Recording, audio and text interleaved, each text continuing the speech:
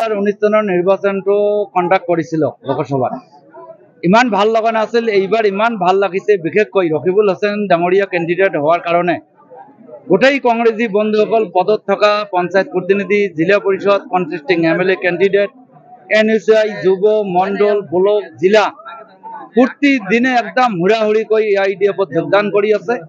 আৰু কথা এটাই, এই ৰকিবুল হুছেইন যেতিয়া মন্ত্ৰী আছিল, এই কাজিৰঙাৰ গড়ক সুৰক্ষা দিব পৰা নাই, আমাক কি দিব? ইয়াৰ বিৰুদ্ধে একেসকলে মাত মাতিব, AIDFৰ হৈ কাম কৰিব। তেখেতল কিছুমান AIDF দলত যোগদান কৰিছে, কিছুমানে কৈছে ৰকিবুলক হৰুৱাই দলত থাকি হৰুৱাব নোৱাৰো, বিশ্বাসঘাতকতা বুজাই তেখেতক হৰুৱাৰ পিছত আমি আকৌ কোন দলত যাম পিছত সিদ্ধান্ত ল'ম। ৰকিবুল হুছেইন ডাঙৰীয়াই ইমান ইয়াত মুখ থেকেচা খাব, কাৰণ ধুবুৰী লোকসভাৰ ভোটাৰ ৰাইজে তেখেতৰ প্ৰতি ইমান নাৰাজ। অন্য দলৰ আছে কংগ্ৰেছ কৰ্মী বন্ধুসকলে এটাও তাক ভোট নিদিয়ে। প্ৰদেশ কংগ্ৰেছ কমিটিৰ যিবিলাক জেনেৰেল ছেক্ৰেটাৰী অমুক অমুক বিষয়ববীয়া মোকো ফোন কৰি আছে, বেলেগ বেলেগ ব্যক্তিক ফোন কৰি আছে, ৰকিবুলৰ ভোটৰ ব্যৱধান কিমান হ'ব, 5 লাখত হাৰিব নে নাই, এটাই তেখেতসকলৰ টেনশ্যন।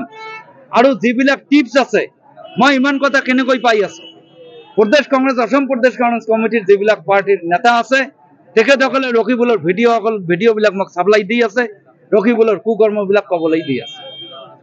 তো হিন্দী তেখেতক ক'বলৈ দেখা নাই, মোৰ ওচৰত তেখেতৰ 27 ছেকেণ্ডত এটা ভিডিঅ' আছে। ভিডিঅ'টো মই আপোনালোকক শুনাব পাৰোঁ, কিমান হিন্দী ভালকৈ কয় জানি লওক, হাঁহি উঠিব। মই এই কাৰণে কৈছিলোঁ, আজি কালাহাটৰ এখন মিটিঙত ৰাইজক অনুৰোধ কৰিছোঁ, যদি AIDFক বেয়া পাইছে ভোটটো অথলে নিদিওঁ, ৰকিবুল হুছেইন ডাঙৰীয়া হাৰাটো ফাইনেল। তো এই ভোটটো ৰকিবুল হুছেইন কংগ্ৰেছৰ দুটা কথা আছে, এটা তেখেতৰ লিংগুইষ্টিক প্ৰব্লেম আছে, তেখেতে সাৱলীলভাৱে ইংৰাজী ক'ব নোৱাৰে, বক্তব্য দিয়াৰ মতো ইংৰাজী নাজানে, তেখেতে উৰ্দু ভালকৈ নাজানে, তেখেতে হিন্দী ক'ব নোৱাৰে, গতিকে গেলাৰীত যাই বহি থাকিব লাগিব। তাতকৈ যদি আৰু এটা তাৰ প্ৰব্লেম আছে কংগ্ৰেছৰ, বিহাৰৰ এজন সাংসদে কৈছিল, ইয়াত ছিদ্দিক আহমেদ ডাঙৰীয়া তাৰ এক্সাম্পল, ইয়াত শ্বেৰমান ভাই তেখেত বিধায়ক, তেখেত এক্সাম্পল।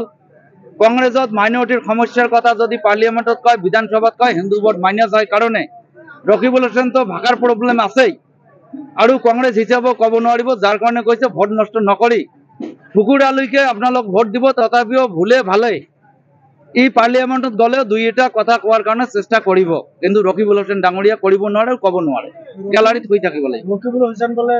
এইজন ব্যক্তিক কি কওঁ এতিয়া, হাঁহি উঠে, যাৰ কাৰণে আমাৰ মাননীয় মুখ্যমন্ত্ৰী ডাঙৰীয়া হিমন্ত বিশ্ব শৰ্মা ডাঙৰীয়াই কৈছিল যে মোৰ বন্ধু জিকক জিকিলে ভালে পাম, অন্তত কাজিৰঙাৰ জন্তুকেইটা সুৰক্ষিত থাকিব।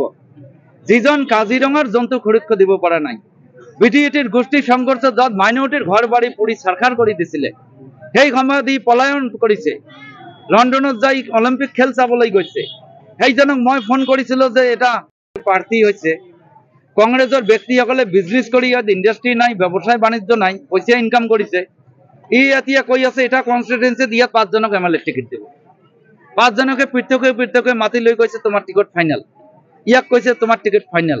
জিলা পৰিষদৰ মেম্বাৰৰ টিকট গোটেই অসমত 5,000 নাই, 5,000 ওপৰত ইতিমধ্যে বিক্ৰী কৰিল ধুবুৰীত, গোটেই লোকসভাত। এই জিলা পৰিষদৰ টিকট দিব, এইকাৰণে ইলেকশ্যনত খৰচ কৰিব দিছে, কেছো লৈ আছে, মিটিঙো চলাব দি আছে, অফিচ গোটেইখিনি চলাব দি আছে, এক পইচা আজিলৈকে দিয়া নাই।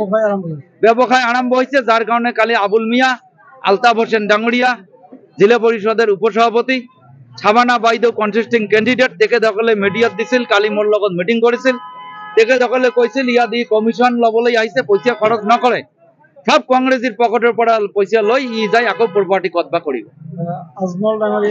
ধুবুৰী লোকসভা সচেতন ভোটাৰ ৰাইজৰ ওচৰত মই আপিল কৰিছোঁ, প্ৰাৰ্থনা কৰিছোঁ, যেহেতু আজমল সাহেব এজন শক্তিশালী ব্যক্তি, পাৰ্লিয়ামেণ্টৰ কথা ভালকৈ ক'ব পাৰে, আমাৰ সমস্যাৰ কথা তেখেতে উল্লেখ কৰিব পাৰে, মই আশা কৰিম 21.5 লাখ মাইনৰিটিৰ ভোটৰ ভিতৰত হিন্দু সম্প্ৰদায়ৰ ভোটো বিচাৰিম।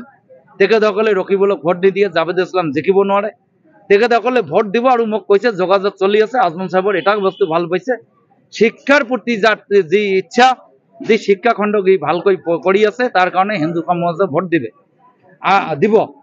আৰু মই ধুবুৰী লোকসভাৰ ভোটাৰ ৰাইজক মই কাতৰভাৱে আহ্বান জনাইছোঁ, ৰকিবুলৰ ভোটৰ বাক্স খালী কৰি মিনিমাম 10 লাখ ভোটত তাক হৰুৱাব লাগে।